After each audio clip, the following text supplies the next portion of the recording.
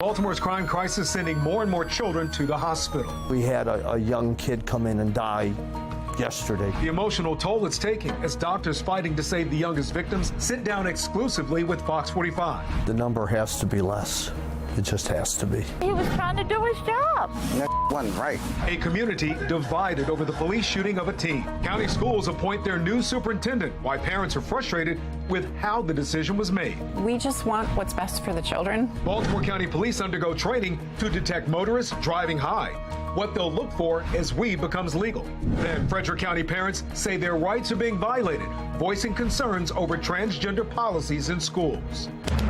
Live from WBFF in Baltimore, this is Fox 45 News at 10. Hello, I'm Kai Jackson. And I'm Mary Bubala. As juvenile violence skyrockets, Fox 45 News is hearing from the face of Baltimore's shock trauma, the leader of an elite surgical team who says something needs to be done to save Baltimore's young people. What I care about is getting to a place where there are fewer holes in a smaller number of people. Bring me a solution that leads to fewer holes in a smaller number of people. I'm all for it. Fox 45's Maxine Stryker sat down with Chief Trauma Surgeon Dr. Thomas Scalea and two top pediatricians about the impact of the violence they're seeing. She brings us their story from the front lines of the city's crime crisis.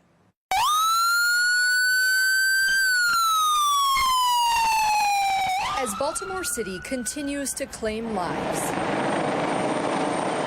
A not-so-secret weapon in the fight against gun violence is the state's designated trauma hospital, Shock Trauma.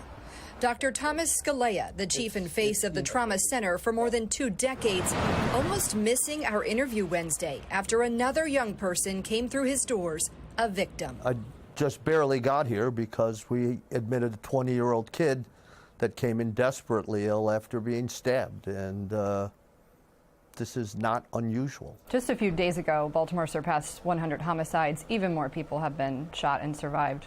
Many of them have come through your doors. What has the year been like so far? You know, the violence is, to me, is not really, we've not really seen a substantial decrease in it.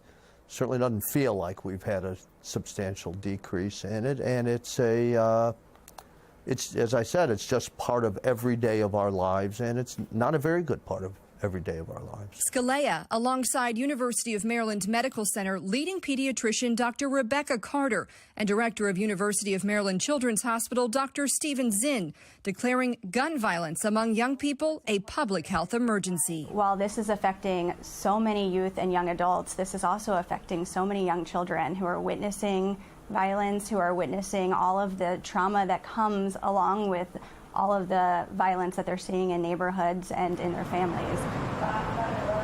This year alone, 10 juveniles have been shot and killed, a more than 50% increase over this time last year, and nearly 40 other children have survived gunshot wounds. You're definitely seeing that there's a spike of more kids coming in. No question. No question at all. And really hurt. Not just a little hurt. Really hurt. One of the youngest homicide victims, 12-year-old Jalen Richards, killed last month in South Baltimore. What is that like for you on a daily basis or, you know, on a weekly basis, having to tell families, mothers, fathers, their children are gone? Yeah, it is the worst thing that I do. I can tell you the number of steps it is from the TRU to the waiting room. And it's just so discouraging, and as I age and get closer to my own death, it has affected me more and more and more, not less. Are you able to go home at night and turn your brains off and not think about these kids that you're treating? I don't think so. What we're doing is harming a whole generation of citizens, of children. It is just not right that the #1 cause of death in children is gun violence. It's just not right. You've been here a long time. Yeah. You said you don't think things have gotten any better over the years. Does it ever cross your mind, like, I can't do this anymore? Things aren't getting any better. Yeah. I live a 10-minute walk from here. It's my city. When I go home, I haven't left it. I'm still here. And does it get discouraging? Of course it gets discouraging. It hasn't beaten me down enough to quit yet. Maybe one day, but not today. With a 95% survival rate, most victims who come through the doors of shock trauma walk back out. Without shock trauma, where would Baltimore be? How much higher would the homicide count be every year? A lot. Yeah. More than 100?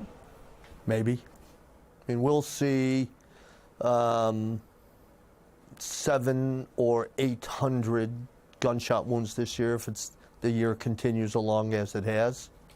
100 is not out of the question. And how crazy is it to think about that? What if you guys weren't here, you know? It's, I think about that more than every once in a while, including right now as I think about this young kid that we just finished taking care of. Why do you think it's happening? I personally believe it has to do with this culture that is now part of Baltimore. It's accepted that people are going to get shot. And, you know, we had a young kid come in and die yesterday, 2 days ago, with a gunshot wound, and went down and talked to his parents. And as I have remarked before, they're very sad, they're very grief-stricken, but they're not surprised. It's a lived reality for parents raising their children in Baltimore. If we sit down a year from now, what do you hope has changed? What is your hope for the children of Baltimore? The number has to be less. It just has to be. I'd like to see a grassroots effort by the citizens to do what you can to make sure guns are either not available or being kept in a very safe fashion. If in a year we're looking at similar conversations, then what I hope is that at least kids are starting to understand where their options can be and what options are available to them outside of what they might see in terms of violence in surrounding neighborhoods, and finding ways to access those options. Bring me a solution that leads to fewer holes and a smaller number of people. I'm all for it. In Baltimore, Maxine Stryker, Fox 45 News.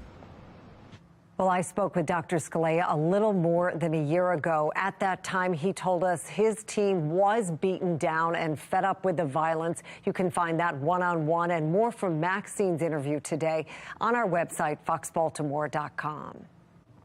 Mayor Brandon Scott wants to help curb youth crime with a curfew to start Memorial Day weekend, but he hasn't released much information about it.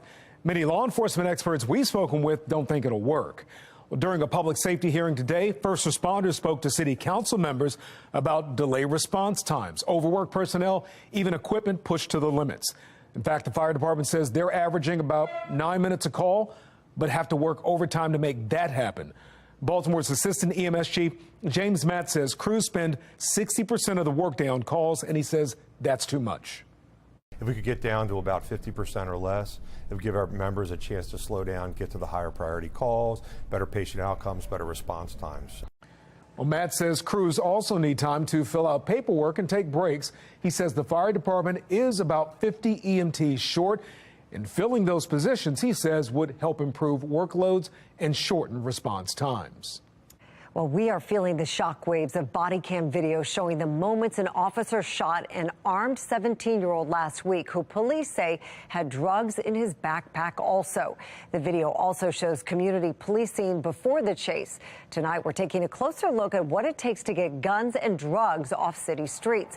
Fox 45's Keith Daniels joins us with a hard conversation happening in a divided neighborhood. Keith? Well, Mary, Police Commissioner Michael Harrison says they don't have all the answers just yet, but he said he understands the scrutiny involved in this case. And tonight, for one community, there's scrutiny from both sides. The shooting unfolded here on South Catherine Street near McHenry Street in Southwest Baltimore. Moments after police detective Cedric Allaby shot an armed 17-year-old during a foot chase, there was outrage from people in the community. Their anger caught on the officer's body-worn camera. Back up, back up, back up. The people pressing the officer. At one point, Ellaby is seen picking up the suspect's weapon, trying perhaps to protect evidence. Outrage about the shooting, but for some residents, it goes both ways. There's outrage about the illegal guns and the people who have them and use them. They know it's illegal to do this, illegal to do that, but it's just like they just want to do what they want to do. Yeah, regardless of consequences. Police released the body camera video Tuesday. Investigators say the officer was actually sitting on a stoop with the teen, talking with him, before the officer noticed the teen might be armed. That's when they say the officer approached him, who then ran off. At one point, the video shows the teen takes a weapon out of his waistband, a stolen gun, police say. Then, seen here, circled in red, the gun clearly visible. The officer then heard yelling for him to drop the weapon. But then Ellaby fires 4 shots, hitting the teen once, critically wounding him. Speculation now from some residents, including this man who does not want to be identified, over whether the shooting was justified. You waited to that man to get up and run to shoot him in his back. Now how that look to y'all? If he said he knew he had something on him, why you ain't just grab him right then and there? Why you waited till he ran to shoot that man in his back? But for Miss Helen, who lives just blocks away from the crime scene, the officer simply did what she expected him to do. Get the gun from him. Because with the gun on him, you don't know what he's capable of doing. Is he going to shoot somebody? What's he going to do with the gun? Sell it? Give it to somebody? You don't know. Well, the commissioner declined to comment on whether the officer violated department policy. An investigation is ongoing. Meantime, police say the teen could face criminal charges when he's released from the hospital. Baltimore City prosecutors will make that decision. Well, live tonight, Keith Daniels, Fox 45 News. Got a chilly night on the way and already underway. A frost advisory north and west of the Beltway overnight into early tomorrow morning. Temperatures already in the 50s to around 60, falling into the 40s inland and maybe even some mid to upper 30s north and west and 40s to near 50 right along the water. I'm going to let you know how this holds or if it holds until Preakness and when some rain could approach. My Weather Authority forecast. Still ahead on Fox 45 News at 10 tonight. The person selected to be Baltimore County's new school superintendent is picked behind closed doors. Tonight, Project Baltimore tries to shed light on the process as one parent says families were kept out. With Monzi's director leaving that post, we asked who will be tasked with overseeing the Safe Streets program. Our continued push for accountability from funding to best practices. And recreational marijuana becomes legal July 1st in the state of Maryland. Baltimore County Police are now experimenting with high volunteers in an effort to identify a driver driving under the influence.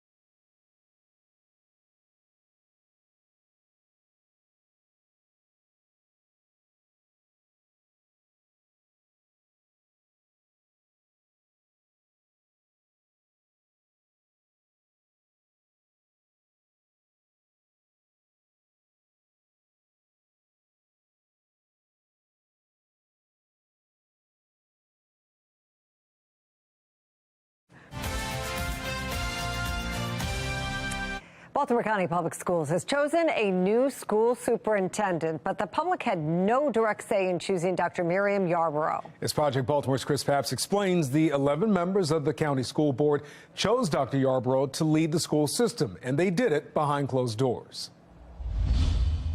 I remember when Baltimore County Public Schools, we were at the top of the state. On July 1st, Dr. Miriam Yarborough is set to take over as the new superintendent of Baltimore County Public Schools, the largest district in our region.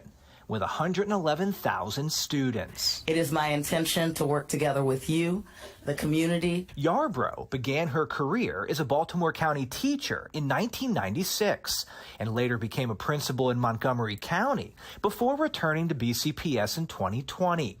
She's currently Deputy Superintendent to Dr. Darrell Williams, who after a turbulent 4 years is leaving on June 30th.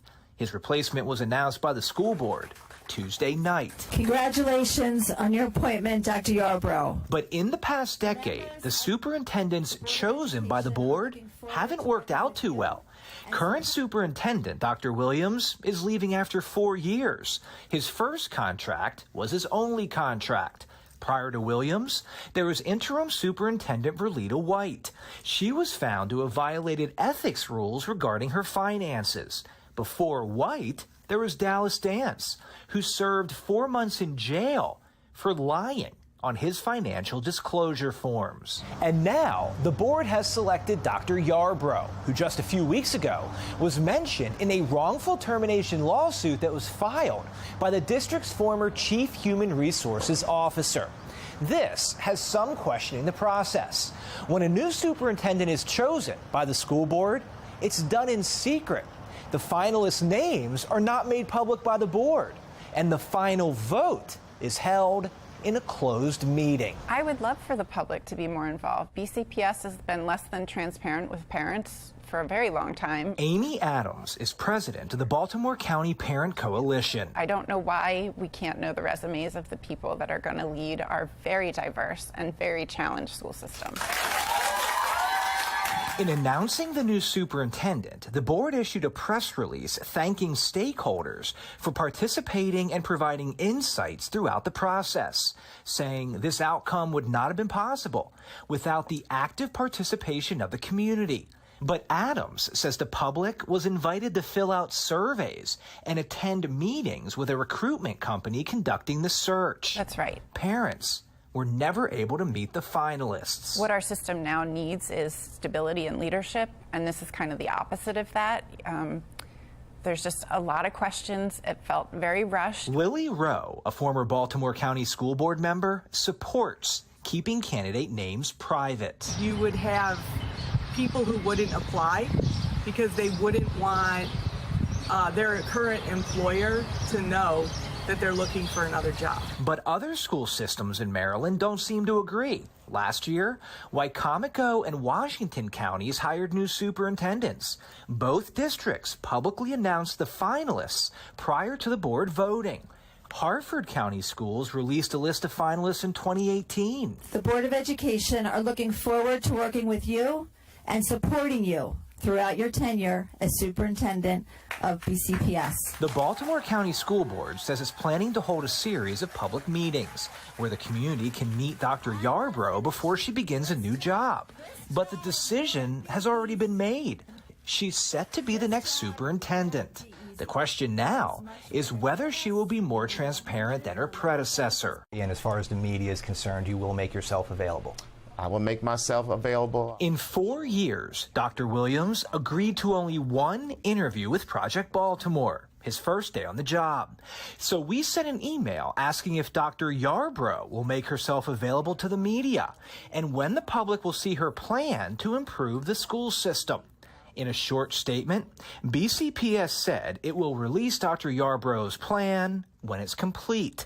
As far as interviews, BCPS said it'll keep us posted. We just want what's best for the children. Our kids are in these systems. We depend on these schools. We want our kids to be educated well, to be effective grown-up adults, and we want our teachers to be dedicated, and we want their morale to be really high. And it just doesn't feel that way right now. I'm Chris Pabst, and this is Project Baltimore. Well, we want to know what you think. Should school boards let the public meet superintendent finalists before voting? So far, 91% of voters say yes. Head to foxbaltimore.com/vote. Click on the Project Baltimore tab to weigh in. Probably smoked about 1.5 grams so far. Getting high in front of police? It's all to help make streets safer. We'll tell you about it. Coming up at 10:30, how Baltimore County Police are getting ready for recreational pot to take effect in Maryland. I'm Christine Frizzau on Capitol Hill, where Republicans are shining a spotlight on what they call left-wing violence as Democrats push back against what they say is a misleading narrative. And here we go. Let's take a look at what we can expect as we head toward Preakness. We all know that the weather the past couple of days has been nice and it's good for tomorrow. But into Saturday, well, let's take a look at some of the historic Preakness runs. The hottest was back on May 19th of 1962, nearly 100 degrees. The coolest, 52 back in 2003. The coldest at a low of 39. And the wettest, 1.3 inches of rain. None of those going to happen this time around, but there could be a few spot showers, and by post time, temperatures low to mid 70s. I'll let you know if that holds for the rest of the weekend in my Weather Authority forecast.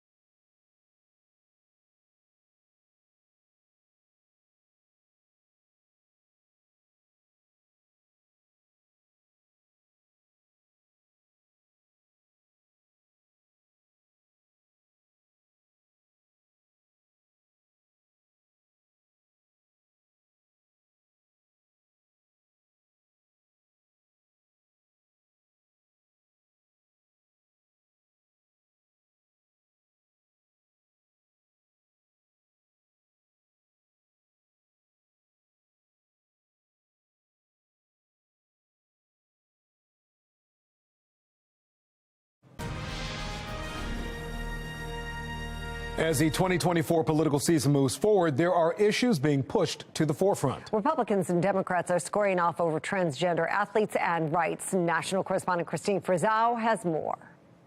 She's become a leading advocate to keep transgender athletes out of women's sports and shared those views at a speech last month at San Francisco State, where Riley Gaines says she was assaulted by a violent mob and held against her will. The mob screamed vengeful, racist, violent, awful things at both myself and the officers. They said my appearance on campus was so traumatic that they were owed something. Gaines testified about her experience on Capitol Hill this week in a hearing focused on so-called left-wing violence, in which she shared why she got involved to protect women's equal opportunity in sports. It's a wire-to-wire win for Taylor Ruck.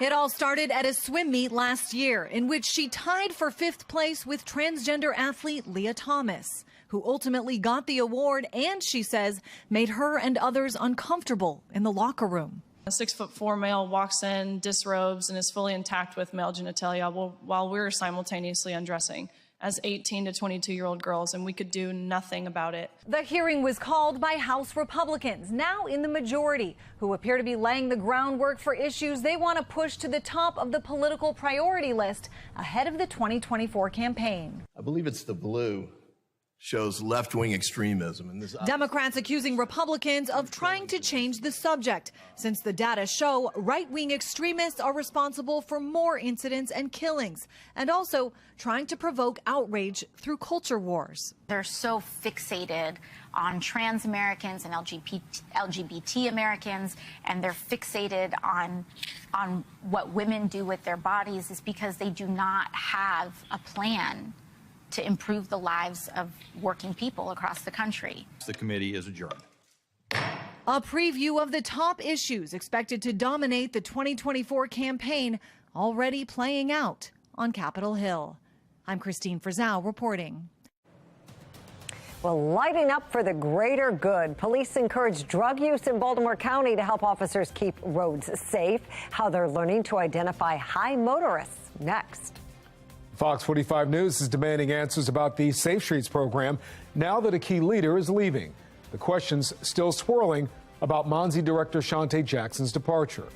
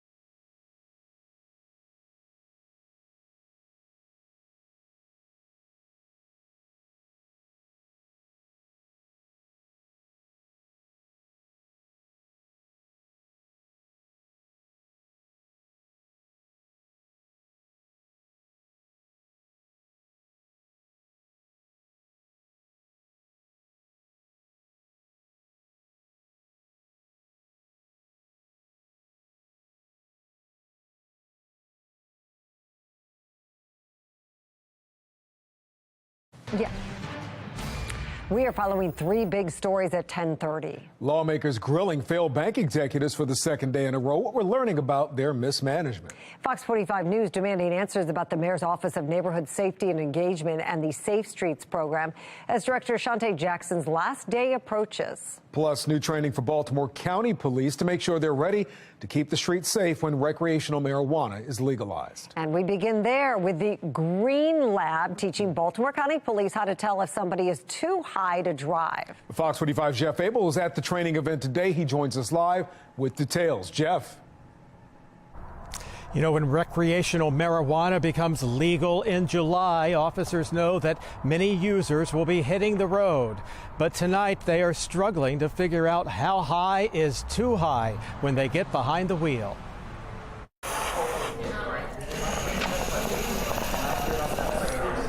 It may look like a drug den, but for many marijuana users who gathered in a county office building today, this was a first.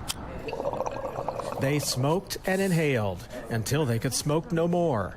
while an army of police officers looked on. It's just one day. This is a one-day kind of an exposure class. You can start. I probably smoked about 1.5 grams so far. It's the tip of your nose with the tip of your finger. Curtis Carpenter uses marijuana to control his chronic pain, and today he joined several other longtime users in a so-called green lab, a place where police officers, many from Baltimore County, came to observe and examine the real impact of marijuana.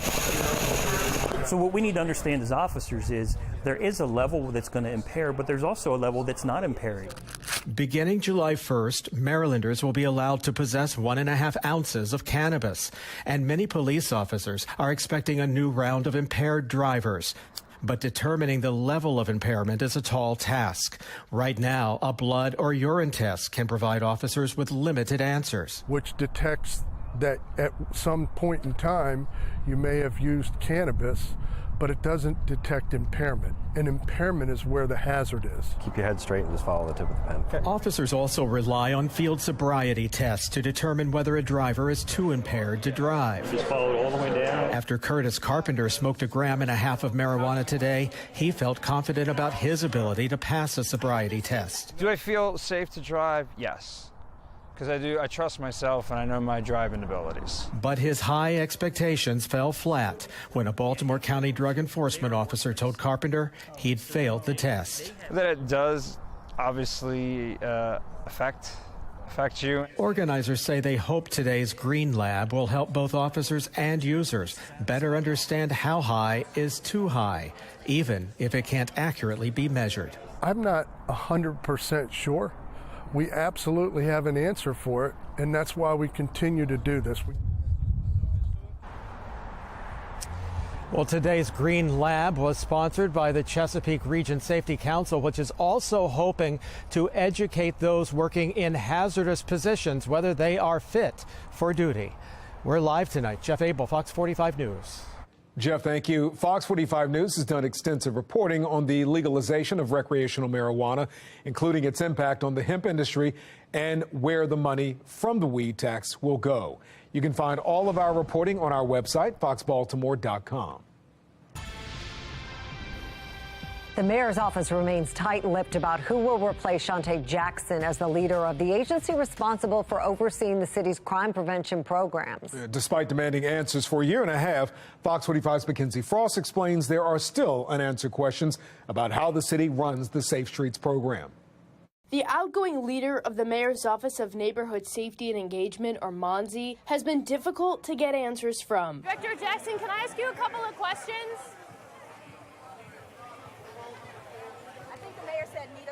Are you going to the next event? Yes. Okay. Okay. We're not talking about cherry picking numbers. Let's make sure we don't report that, okay? Okay. Director Jackson, can you explain a little bit more about ROCA? When can we learn more about Safe Streets? Shante Jackson remains committed to the Safe Streets program despite concerns about accountability and transparency. MONSE will invest ARPA dollars in Safe Streets administration for the first time of $5 million. Fox 45 News has brought to light several Safe Streets workers who had been committing crimes while working for the Violence Intervention Program. Ronald Alexander, seen here in a photo from the federal complaint wearing a Safe Streets shirt holding a bag of suspected drugs. Prosecutors say he was using his job with Safe Streets to try and stop investigators from tracking him. Alexander later sentenced to 11 years in federal prison. Or Ricky Evans, pleading guilty for federal racketeering conspiracy, using the Safe Streets location on Monument Street to hold Black Guerrilla Family gang meetings. When it comes to the operations of the program, Fox 45 News learning each location has petty cash available, but how that money is spent can't seem to be determined. Does the city or the CBOs have the receipts for the petty cash that each location has and how that money is spent? We'll follow up with you. The mayor's team never following up with us. Now that Jackson is on her way out, there are pressing questions from Mayor Brandon Scott, so we sent his office a few, asking, since you've been mayor, are you aware of any individuals who have participated in criminal activities during their time working for Safe Streets? Which office do you believe should appoint a special prosecutor to investigate Safe Streets? What are the circumstances that led to Director Jackson's decision to resign? Do you feel an obligation to do an interview with us regarding the activities of Safe Safe Streets. The mayor's team ignoring those questions, too. We asked Mayor Scott for an interview back in April. Will you and Director Jackson agree to do an interview with us to talk about this moving forward and how this $5 million will help grow the Safe Streets locations? Well, again, I think that what you should think about that is, Mackenzie, well, what are you asking for an interview? Let's get that question very clearly. What do you want to interview us about? The success of Safe Streets? I would talk about the Safe Streets program, yes. You and Director Jackson. We'll get back to you and let you know about that. Why won't you? I didn't say that we wouldn't. Next question. Again, the mayor's office not getting back to us. Throughout this entire investigation, there have been trickles of information and pushback from City Hall when we ask for more transparency, leading to this question for the mayor in October of last year. Mayor Scott, why won't your administration let us see Safe Streets? I just have one follow-up question, though. Is your administration hiding something when it comes to this program? We're not hiding Safe Streets money because the contracts are all put out in the public. Fox 45 News eventually getting those contracts, only after threatening to sue the city of Baltimore. Meanwhile, the Safe Streets program moving forward with more money and under the supervision of an agency soon to be without its leader. In Baltimore, Mackenzie Frost, Fox 45 News. And that brings us to our question of the day. Should a special prosecutor be appointed to investigate Safe Streets? So far, 71% of voters say no. Head to foxbaltimore.com/vote to weigh in. Well, the man accused of pushing another man to his death off a Baltimore subway platform has been arrested. Police say 39-year-old Joseph White, pictured here on the right, was arrested in New York City on charges of first-degree murder. Investigators say White pushed 28-year-old Christopher Foster onto the subway tracks at Shot Tower Station in Baltimore. He was electrocuted by the third rail. White is from Baltimore, and he's now awaiting extradition back to Maryland. Well, the EPA is coming down hard on Baltimore City for its handling of the E. coli water contamination in Baltimore last fall. It says the city didn't comply with the Safe Water Drinking Act during that incident and has not fully complied with the 2010 order requiring the city to cover or treat its uncovered water reservoirs at Druid Lake and Ashburton. The EPA issued an order that requires the city to respond to the agency and MDE within 7 days, conduct monthly monitoring and sampling of those two reservoirs, and submit monthly progress reports. Today's order comes about 2 months after Fox 45 News reported the Maryland Department of Environment sent a letter to DPW saying the city violated federal and state public notice rules when it came to the E. coli contamination. Now, that letter was sent 2 weeks after Fox 45 News published an investigation that revealed city leaders potentially misrepresenting the response to the E. coli contamination and waited nearly 24 hours to issue a boil water advisory. Mayor Brandon Scott and DPW refuted the violation claims from the state. Fox 45 News reached out to the mayor's office for comment on the EPA's. Let's take a look right now at the Fox box. On the top left, new Reuters poll shows President Biden leading former President Trump by 6% in a hypothetical rematch, a complete flip-flop from a week and a half ago when an ABC News poll found Trump up by an identical margin. Pollsters say the inflation and recession fears are dragging Biden's numbers down. Top right, with classified document scandals hitting the current and former president, the director of the National Archives says it's actually been a problem for every administration dating back to Ronald Reagan. In congressional testimony released today, he said 80 libraries have called the archives about classified papers donated. President Biden and Trump face special counsel probes. On the bottom left, Montana is the first state to outright ban TikTok, with the Republican governor signing that into law today. Users would not face consequences.